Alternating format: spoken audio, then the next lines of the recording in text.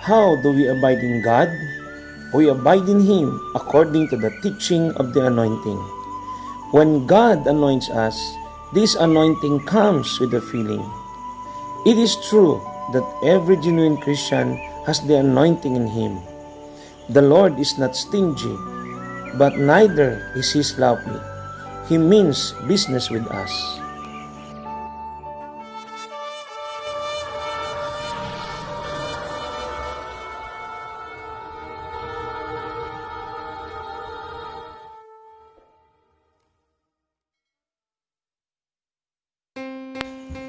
A blessed day to you, my dear brothers and sisters in Christ.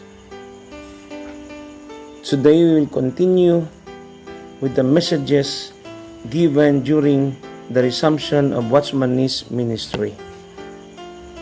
And we will share now chapter 9 entitled How to Abide in Christ.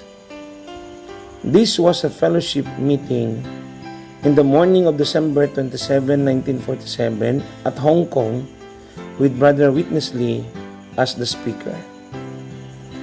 Brother Shen asked, "How can we abide in the Lord?" Brother Lee answered, 1 John chapter 2 verse 27 mentions the anointing which you have received from Him. In Greek, the word anointing is a gerund. It is not a simple noun. The anointing as a gerund denotes a moving and an application of an ointment. Within us, we have the teaching of the anointing, and we do not need any teaching from man. This anointing is true and is not a lie, and even as it has taught us, we should abide in Him. God abides in us, and we abide in Him. Although these appear to be two different things, yet in fact, they are not two things, but one thing. In the New Testament, there is a difference between the two phrases, in the Lord and abiding in the Lord. To be in the Lord refers to being saved, whereas to abide in the Lord refers to living an overcoming life, one that is in fellowship with the Lord. To abide in the Lord is to have fellowship with Him. The Lord's abiding in us is based upon our abiding in Him, while our abiding in Him is based upon our being in Him. When electricity is installed to a lamp, it can be considered as being in the lamp. But when the switch is turned on and electricity is applied, then the electricity is abiding in the lamp. Some people abide in sin, the flesh, and the world. Although such a one may be a person in Christ, he does not abide in Him at all. You may be a person who belongs to Christ, yet you never abide in Him. Some have asked if a person who is abiding in Christ can move out again. Actually, in our experience, we can move in and move out more than a dozen times within a day. The fact of our being in Christ is once for all and can never change. But our abiding in the Lord and the Lord's abiding in us is something relative. In the entire New Testament, you cannot find one incident where it says that He will abide in us without us abiding in Him first. These two things are linked together. Romans 8 mentions the Holy Spirit abiding in us. Every saved person has the Holy Spirit in him, but this does not mean that everyone has the Holy Spirit abiding in him. The Holy Spirit does not have the complete authority over everyone yet. God's abiding in us is based on our abiding in Him. How do we abide in God? We abide in Him according to the teaching of the anointing. The Holy Spirit operates in us. This operation is the application of the ointment. Suppose you want to joke with Brother Shen. but there is an inner restriction that tells you not to do it. If you disobey it and keep on joking, you will lose the peace. You will be cut off from the Lord and will not be able to continue in the fellowship. This disruption in fellowship can last for a whole day. Only after you confess your sin will this fellowship with God be resumed. Consider again the example of the sisters scolding their children or their servants. A sister does not need someone outside of her to tell her that this is wrong. Instead, the operation inside of her will restrict her. The greatest punishment to a Christian is not outward sufferings, but being cut off from this fellowship with the Lord.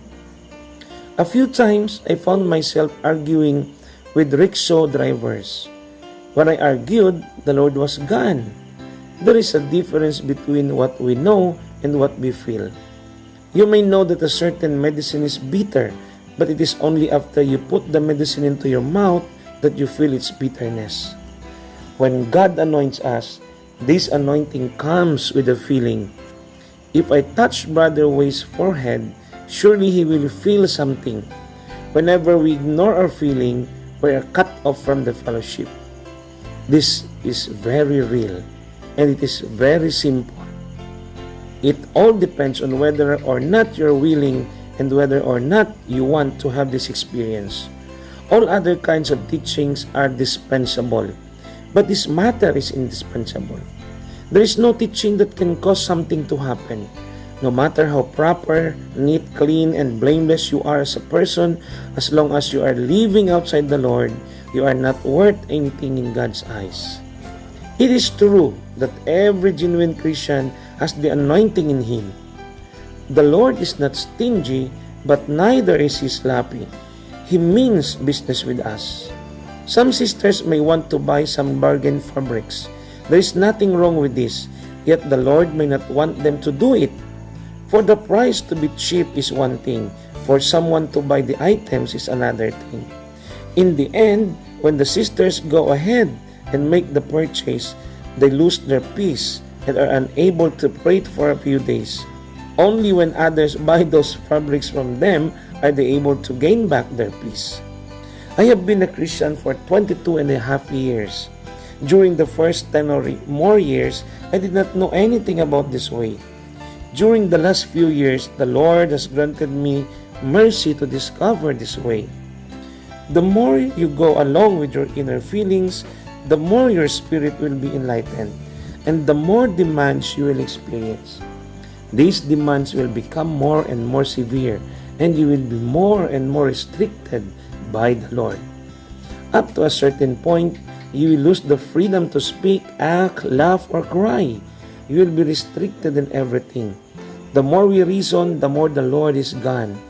Only by accepting all adverse conditions willingly and giving up all reasonings that the Lord will have a way. The anointing teaches us in everything. This anointing is true and is not a lie. The question is whether or not we are willing to obey. Brother Ho asked, how can we tell the difference between the feeling of the Spirit and the feeling of the conscience? Can our conscience be wrong sometimes, since Satan disguises himself as an angel of lights at times? Brother Lee answered, the initial work of the Holy Spirit is to recover the function of the conscience and to point out man's mistakes. After the function of the conscience is recovered, the Holy Spirit can go on to recover man's spirit.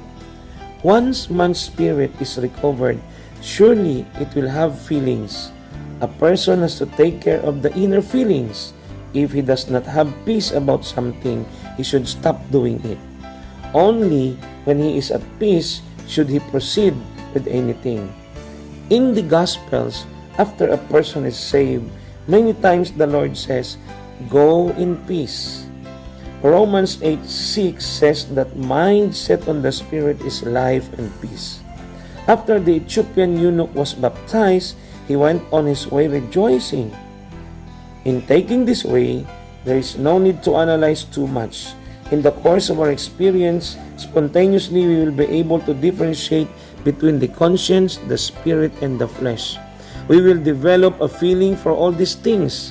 Sometimes we may make mistakes, but we should not be discouraged. If we are wrong, we can exercise more until we become right. This is like practicing riding a bicycle or practicing penmanship. This way is surely the right way. And as long as our hearts are clean, as long as we are faithful, and as long as we have a heart for God, our feelings will become more and more sensitive. Praise the Lord. Amen.